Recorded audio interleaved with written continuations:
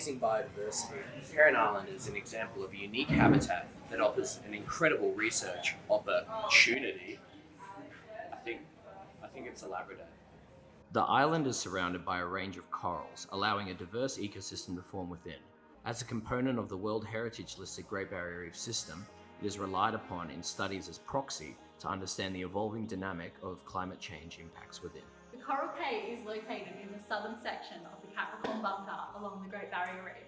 A reason for the site's appeal to scientists is the convenient accessibility for high-quality data collection. The island itself is 800 metres long and 300 metres wide, surrounded by a massive 27 kilometres squared of coral reef lagoon. Now that's a lot of varieties.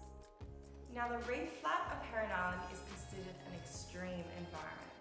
Abiotic factors such as temperature, tides, dissolved oxygen and light availability are in constant flux within the system.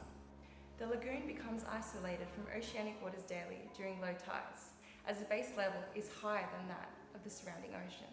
This prevents mixing for 3 to 4 hours during each of the low tides, stressing the biota within. With the stagnation of water, temperature increases due to the prolonged exposure to sunlight on the shallow flats. With the levels of dissolved oxygen plummeting, it adds yet another stress to the reef.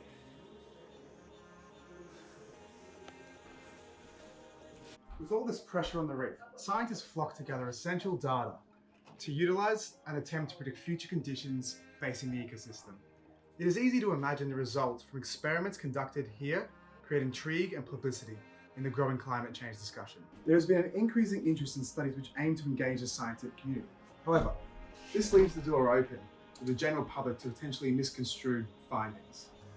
It isn't uncommon for media platforms to cherry-pick data, portraying scientific findings in a manner that could misdirect audiences away from their true intention. The examples of this can be seen in the recent Seaspiracy documentary and papers relating to the Tasman whale beaching event, as well as the sunscreen effects of the reef movement.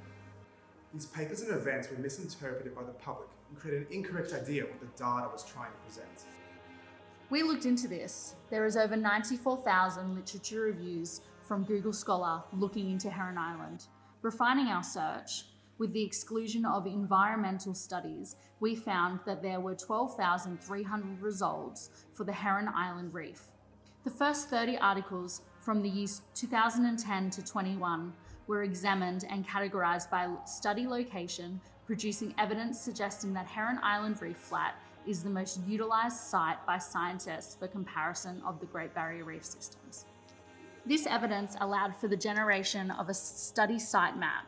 It showed 2 studies were conducted upon the island itself, 1 from the resort foreshore, 6 in the Deep Reef Lagoon, 5 at the reef crest, and 16 studies in the reef flat within the scientific area. Many of these studies were used to infer potential effects on the wider reef communities. While scientific literature is subject to strict review and audit, papers localised to a single study area can be taken as representative for the greater reef. In the case of reef studies, there is risk in extrapolating data and evidence to external assemblages due to the amount of variables in the system. This reductive science can possibly be inaccurate when a system is conditioned to represent another.